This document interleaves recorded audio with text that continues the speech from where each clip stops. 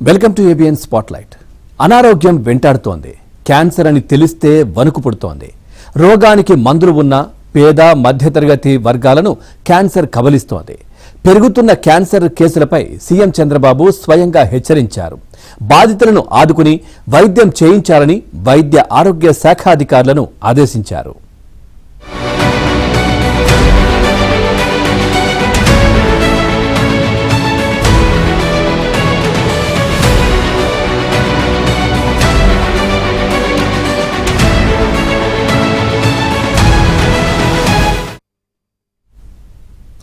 Cancer మహమ్మారిలా మారిపోతోంది.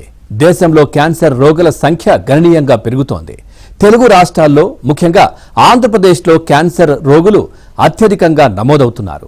ముఖ్యమంత్రి చంద్రబాబు స్వయంగా ఈ విషయాన్ని వెల్లడిస్తూ రోగ నిర్ధారణ, చికిత్సలో ఎలాంటి ఉదాసీనతకు తావివ్వకూడదని ఆదేశించారు. ఇంతకీ ఏపీలో క్యాన్సర్ వ్యాధిగ్రస్తుల పరిస్థితి ఏంటి? ప్రభుత్వం తీసుకుంటున్న ముందస్తు చర్యలేంటి? ఏబిఎన్ స్పాట్లైట్లో చూద్దాం.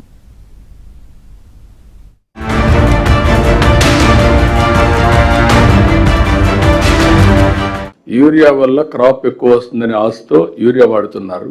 నేను చాలా సార్లు మీకు చెప్పాను, Punjab is a case study. Punjab లో ఈరోజు 2 trains every day cancer patients it is carrying to Delhi. Cancer ఎక్కడైనా సరే కోరిలేషన్ మీరు వెళితే backward, either pesticides or urea, fertiliser, chemical fertiliser or pollution. These are all the reasons.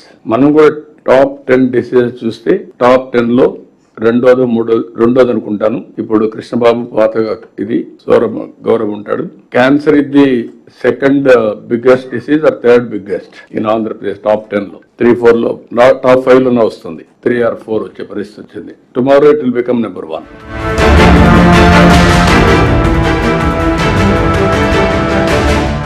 దేశంలో ప్రతి ముగ్గురులో ఒకరికి బీపీ, షుగర్ వచ్చే పరిస్థితి కనిపిస్తోంది. ఇప్పుడు రాచపుండు అంటే క్యాన్సర్ కూడా అదే స్థాయిలో దేశ ప్రజలను వెంటాడుతోంది.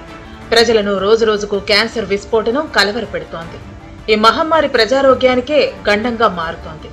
గడిచిన 5 ఏళ్లలో తెలుగు రాష్ట్రాల్లోనూ చాప కింద నీరులా విస్తరిస్తూ ప్రాణాలు తీస్తోంది.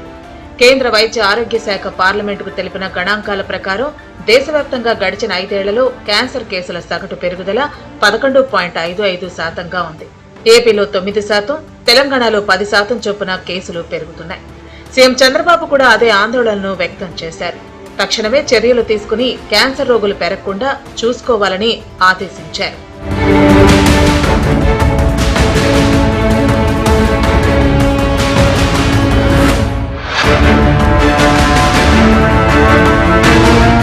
ఆంధ్రప్రదేశ్లో క్యాన్సర్ కేసులు రోజు రోజుకు పెరుగుతున్నాయి. ప్రతి 9 మందిలో ఒకరు క్యాన్సర్ బారిన పడతారని ప్రభుత్వ లెక్కలు చెబుతున్నాయి. ఆరోగ్య శాఖ ఆధ్వర్యంలో నిర్వహించిన పరీక్షలు ప్రజల్లో క్యాన్సర్ వ్యాప్తిపై కీలక సమాచారాన్ని అందించాయి.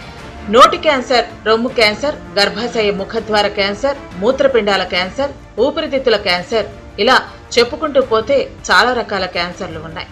దేశంలో ప్రతిరోజు 1600 మంది క్యాన్సర్తో చనిపోతున్నారు. ఏపీలో పరిస్థితి కూడా కాస్త దారుణంగానే ఉంది. రాష్ట్ర వైద్య ఆరోగ్య శాఖ మంత్రి సత్యకుమార్ అదే విషయాన్ని అనేక సందర్భాల్లో ప్రస్తావించారు. క్యాన్సర్ నియంత్రణ, నివారణ అత్యంత ముఖ్యమైన బాధ్యత అని ఆయన గుర్తు చేశారు. రిపోర్ట్లు ఏం చెప్తున్నాయంటే నేషనల్ క్యాన్సర్ రిజిస్ట్రీలో 9 మందిలో ఒకరు ఖచ్చితంగా క్యాన్సర్ బారిన పడతారనేది. ప్రతిరోజు మీకు తెలుసా ఈ దేశంలో 1600 మంది క్యాన్సర్ కారణంగా చనిపోతున్నారు. దాంట్లో 200 మంది, ఎక్కువ మంది మహిళలు ఉన్నారు కూడా చెప్తున్నా.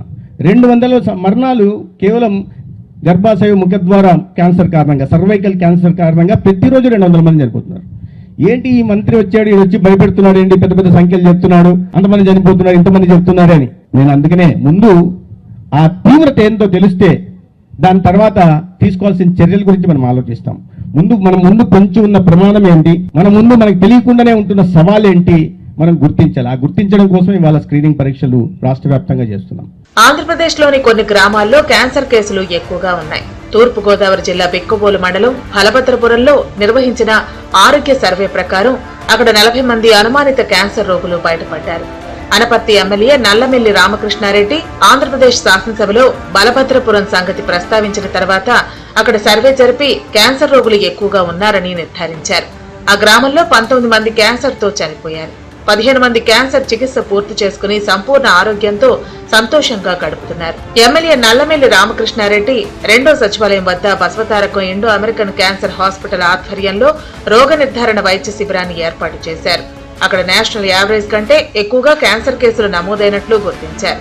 క్యాన్సర్ పై తప్పుడు ప్రచారాన్ని అడ్డుకోవాలని కూడా నిర్ణయించారు. 2 రోజులుగా లేదా 3 రోజులుగా ఒక 3 months ప్రతి మంత్ ఇక్కడ క్యాంప్ రన్ చేసి ఆ క్యాంపు స్క్రీనింగ్ అంతా చేసి క్యాంపులో ఏదైనా అవసరమైన వైద్య సహాయం ఉంటే వారికి తప్పనిసరిగా అందించే విధంగా ఇవాళ చర్యలు తీసుకోవడం జరుగుతుంది. అదే విధంగా నేను మధ్యలో బసవతారకం వెళ్ళి అక్కడ వైద్యులతోని ఇతర అధికారులతోని CEO గారితో అందరితో సమావేశం అయినప్పుడు prevention is better than cure అనే దానికోసం సర్వైకల్ క్యాన్సర్ కి సంబంధించిన వ్యాక్సిన్ మనం ఏ విధంగా పేషెంట్స్ కి అందివ్వగలము, ఒక బలభద్రపురమే కాకుండా నియోజకవర్గంలో ఉన్న అనేక మంది మహిళలకి కనీసంగా ఒక 1000 మంది మహిళలకి సర్వైకల్ క్యాన్సర్ కి సంబంధించిన వ్యాక్సిన్ ఇవ్వాలని ఆలోచన చేసినప్పుడు వారు కూడా దానికి చాలా పాజిటివ్ గా స్పందించారు. కంపెనీస్ తో మాట్లాడి ఒక 50% మేము డిస్కౌంట్ తీసుకుని అందివ్వగలుగుతామన్నారు. క్యాన్సర్ స్క్రీనింగ్ దేనికోసం చేస్తామంటే బేసిక్ గా హెల్త్ అనేది చాలా పాజిటివ్ విషయం అన్నమాట. కానీ డిసీజ్ కి హెల్త్ కి మనం లింక్ పెట్టేసి కూర్చున్నాము. సో అందుకనేసి ఇల్ హెల్త్ లేదు అన్న విషయం మనకు తెలియాలి. నాకు ఎలాంటి రోగము లేదు అన్న విషయం మనకు తెలియడానికి స్క్రీనింగ్ అన్నమాట. ధైర్యం ఇచ్చేది స్క్రీనింగ్. క్యాన్సర్ నిర్ధారణ పరీక్ష అనేది నాకు క్యాన్సర్ లేదు అనే దాన్ని నిర్ధారించుకుంటాం అనమాట. ఇక్కడ ఏమి మనము డైరెక్ట్ గా మీకు ఉంది అన్నట్టు ఎవరికి చెప్పాము, ఎందుకంటే మాకు కూడా తెలియదు అన్ని టెస్టులు చేయకుండా. సో ఎవరికైతే అనుమానం ఉందో వారికి మాత్రం మనం నెక్స్ట్ లెవెల్ టెస్ట్ రాసి వాళ్ళని మనము నెక్స్ట్ లెవెల్ డయాగ్నోసిస్ కి ట్రీట్మెంట్ కి పంపిస్తాము. శ్రీకాకుళం జిల్లాలో ఒక ఊరు కూడా క్యాన్సర్ గ్రామంగా పేరు పొందింది. ఒడిషా సరిహద్దులోని మెలియాపుట్టి మండలం సడసంద్రంలో క్యాన్సర్ కేసులు ఎక్కువగా నమోదయ్యాయి. ఏ ఇంటి తలుపు తట్టినా ఒక క్యాన్సర్ రోగి బయటకొస్తారని వైద్య నిపుణులు చెబుతున్నారు. గత 4-5 ఏళ్ల నుంచి క్యాన్సర్ వ్యాధితో గ్రామస్తుల ప్రాణాలు పిట్టల్లా రాలిపోతున్నాయి. వ్యాధి ఎందుకు వస్తుందో తెలియక నయం చేసుకునే స్తోమత లేక చాలా మంది ప్రాణాలు అర్ధాంతరంగానే ముగిసిపోతున్నాయి.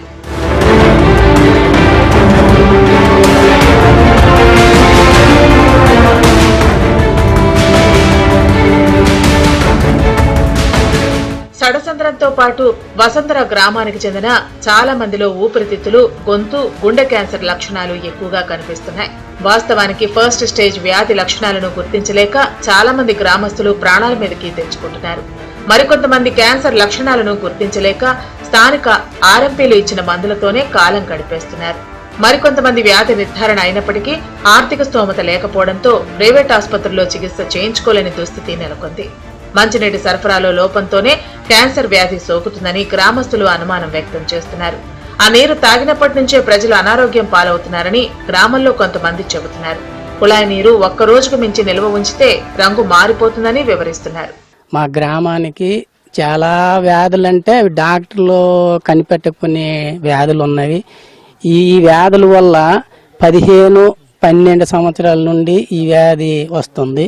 ఇది ఏటనేది కూడా తెలియలేకపోతుంది. ఇప్పుడు ఈ కొలాయి నుండి ఈ నీరు మనము బిందుల్లో పట్టిన తర్వాత అడుగు భాగాన్ని కన్నం కూడా అయిపోతుంది. అయిపోయిన తర్వాత ఈ డాక్టర్కి వెళ్ళిన తర్వాత ఇది క్యాన్సర్ అని అంటారు. ఇది ఇంతవరకు గవర్నమెంట్ కూడా చాలాసార్లు చెప్పడం అయింది. వింత వ్యాధులు సోకి చాలా మంది అకారణంగా మరణిస్తున్నారు. అది ఆ వ్యాధి ఎందుచేతన వచ్చిందో, ఎలా వస్తుందో ఇంతవరకు అయితే దానికి పరిష్కారము దొరకలేదు. లక్షలకు లక్షలు ఖర్చవుతున్నా క్యాన్సర్ నయం కావటం లేదని ఏపీ జనం వాపోతున్న తరుణంలో కూటమి ప్రభుత్వం అధికారానికి వచ్చి జనం ప్రాణాలు కాపాడే చర్యలు చేపట్టింది.